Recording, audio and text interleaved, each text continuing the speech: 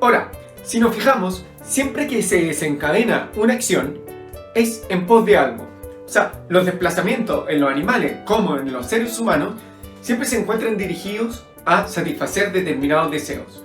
Es decir, a conseguir aquello que se presenta como apetecible. O sea, el mero conocer no produce el movimiento. Se requiere además valorar lo conocido, querer eso, ¿no?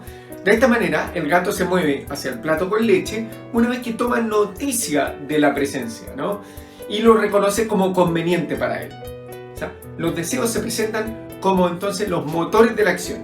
En ocasiones, sin embargo, pueden estar en conflicto. Por ejemplo, cuando quiere ir a jugar fútbol y también ir a ver una película, ¿no? Bueno, al resto de los animales les sucede algo similar. A veces se encuentran paralizados entre ir a comer o jugar o saltar o no hacerlo, cruzar o no la calle y un largo etcétera, ¿no? Bueno, los animales, en efecto, también conocen, dudan, desean, sospechan, en fin. Son capaces en cierto modo de sopesar aquellos que desean para finalmente ejecutar una de las acciones posibles, ¿no? La que les parezca más beneficiosa. Cabe preguntarse entonces, ¿en qué se distingue la acción humana? Uno podría de buena primera responder que por su carácter libre. Ya, eso es verdad, pero ¿qué significa eso? ¿Qué significa que la dinámica tendencial de las personas sea libre? Respondámoslo de un modo directo. Los animales se encuentran de algún modo atados a lo que les resulta más placentero o doloroso. O sea, toda su acción se resume en la valoración del objeto presente. Los vamos a llamar deseos de primer orden. ¿Por qué el perro se come el diario? Bueno, porque se le aparece como más placentero. ¿Por qué dejó de comérselo? Bueno, porque mediante reforzamiento positivo, premio, o negativo, castigo, ya no le parece como la acción más agradable. Dicho de otra manera, los animales solo actúan bajo el horizonte de lo agradable y desagradable. Las personas, en cambio, el asunto es más complejo. Un chocolate se puede presentar como muy placentero, pero como malo. ¿Por qué? Porque tengo diabetes, ¿no? O obedecer una orden de sumergirse en el agua fría puede resultar desagradable, pero bueno. Es decir, lo placentero y doloroso se presenta en el plano sensible, pero lo bueno y lo malo en el intelectual. A esto lo vamos a llamar deseos de segundo orden. ¿Qué significa entonces ser libre? Bueno, la capacidad de no ser esclavo de los deseos de primer orden, de aquello que se presenta como más placentero o displacentero en el presente. O sea, es una cualidad de la voluntad que le permite a las personas desplegarse en un horizonte naturalmente de posibilidades significativamente más complejo. La valoración de los estímulos sensibles se encuentra teñida, ¿por qué? Por fines intelectuales, es decir, futuro de largo plazo, o si se quiere, abstractos. O sea, quiero ser algún día, no sé, profesor o futbolista, me quiero comprar una casa. ¿Qué voy a hacer en la tarde? Quiero ser una persona justa. En fin, son fines que trascienden a la experiencia sensible del aquí y ahora. Fines que, para lograrlos, se requiere de un proceso de deliberación, es decir, estudio y elección de los medios para conseguirlo. Una persona que quiera comprar una casa tiene que ahorrar, rechazar gastos, es decir, placeres del presente, con arreglo al proyecto futuro. A esa capacidad de someter los deseos de primer orden a unos de segundo, coloquialmente se le llama fuerza de voluntad. La voluntad va a ser esta facultad que no está restringida a la alternativa agradable-desagradable. Es decir, que va a poder rechazar lo placentero cuando se considera lo desagradable como objetivamente bueno, ¿no? Voluntad es entonces un tender guiado por la razón. Esta facultad permite que las personas puedan hacer promesas, por ejemplo. Ser leal, según Nietzsche, lo va a definir como la memoria de la voluntad. ¿Por qué? Porque significa que en un tiempo futuro voy a hacer X con independencia de las circunstancias. Para ello es condición necesaria no encontrarse, obvio, amarrado a los estímulos del presente. Así, el logro de cualquier proyecto propiamente humano requiere poseerse a sí mismo. Una vida lograda requiere ser capaz de postergar la satisfacción. Pensemos, por ejemplo, en una carrera de estudio. Para graduarnos, tenemos que aprobar la asignatura, pero no siempre tenemos ganas de estudiar. Solo quien es capaz de sobreponerse a la dictadura de las ganas puede terminar su estudio. De ahí la importancia decisiva de educar la voluntad y desde la más tierna infancia. Para entender la importancia de lo que estoy hablando, veamos el siguiente video de TED.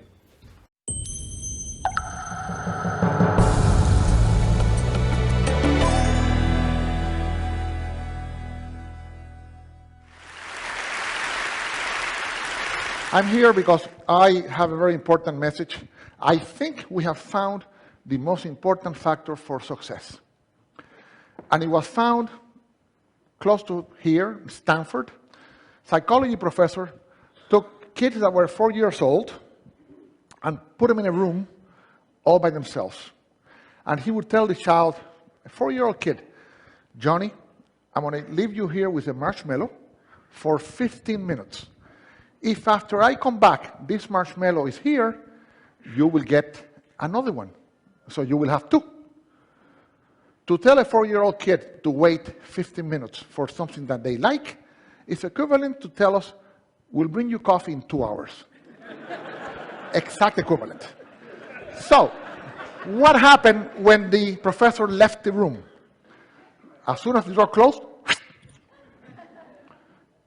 2 out of 3 ate the marshmallow. 5 seconds, 10 seconds, 40 seconds, 50 seconds, 2 minutes, 4 minutes, 8 minutes. Some lasted 14 and a half minutes. Couldn't do it. Could not wait. What's interesting is that 1 out of 3 would look at the marshmallow and go like this. Would look at it, put it back. They would walk around.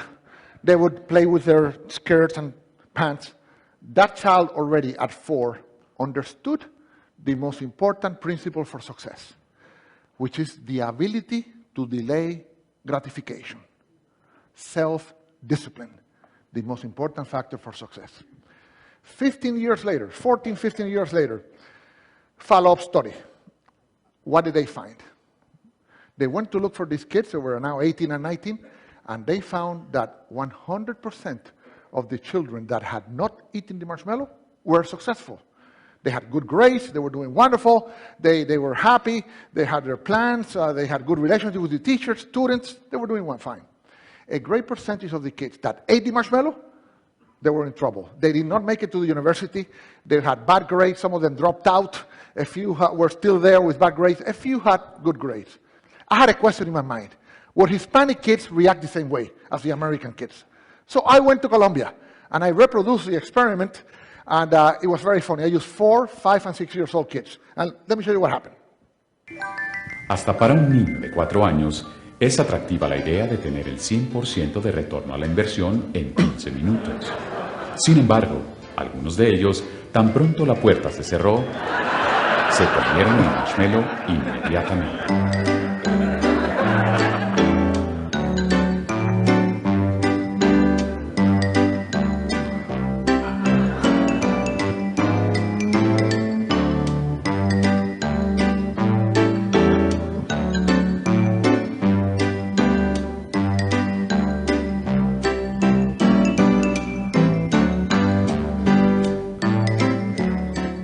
Otros, en cambio, resistieron el impulso.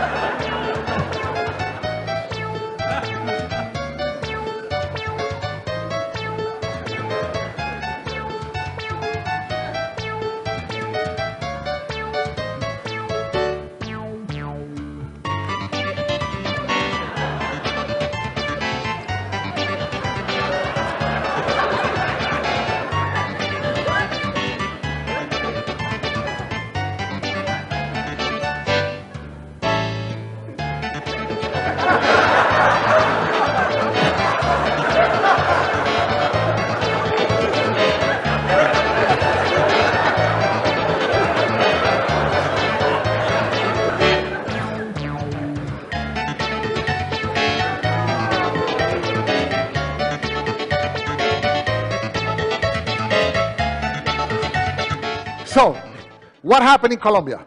Hispanic kids, 2 out of 3 ate the marshmallow, 1 out of 3 did not. This little girl was interesting. She ate the inside of the marshmallow. In other words, she wanted us to think that she had not eaten it, so she would get 2, but she ate it. So we know she'll be successful, but we have to watch her. Okay? She should not go into banking, for example, or work in a cash register, but she will be successful. And this applies for everything, even in sales. The salesperson customer says, I want that, and I say, okay, here you are. The person ate the marshmallow. If the salesperson said, wait a second, let me ask you a few questions to see if this is a good choice, then you sell a lot more. So this has applications in all walks of life. I end with the Koreans did this. You know what? This is so good. We want a marshmallow book for children. And we did one for children, and now it's all over Korea. They're teaching these kids exactly this principle, and we need to learn that principle here in the States because we have a big debt. We're eating more marshmallows than we're producing. Thank you so much.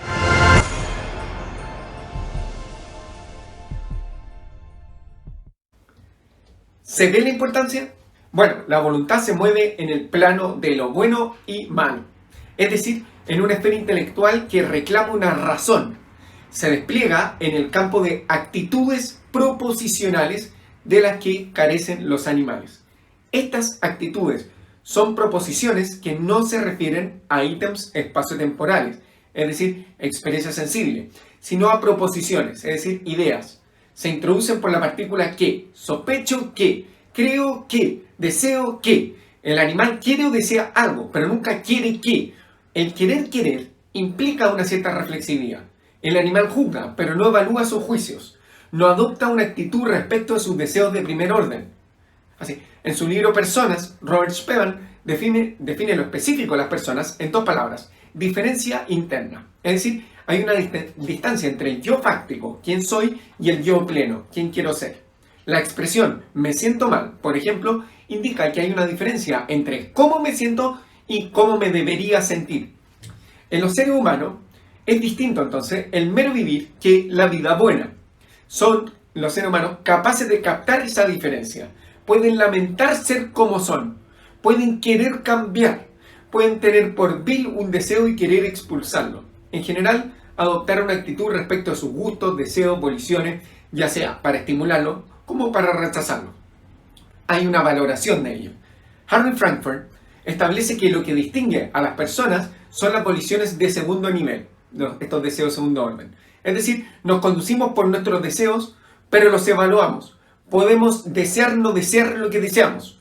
No solo valoramos las cosas respecto a nuestros deseos, sino también valoramos nuestros deseos. Y si logramos humanizar nuestros deseos y tenemos una valoración positiva de ella, nos sentimos libres. De lo contrario, nos sentimos impotentes. Son aquellos que no quieren lo que quieren. Hay una división interna. Los animales tienen únicamente deseos de primer orden. No tienen esta autoevaluación reflexiva. No pueden querer. Imagina un perro diciendo, ya no quiero tener más esta afición a los huesitos. Quiero cambiar. No. Las personas no solo desean, sino que pueden adoptar una actitud frente a esos deseos. Pueden querer o no querer lo que quieren. Quisiera no tener tantas ganas de comer. La persona entonces es una tarea para sí misma. No es solo algo dado. La vida humana es proyecto, es decir, levantarse hacia.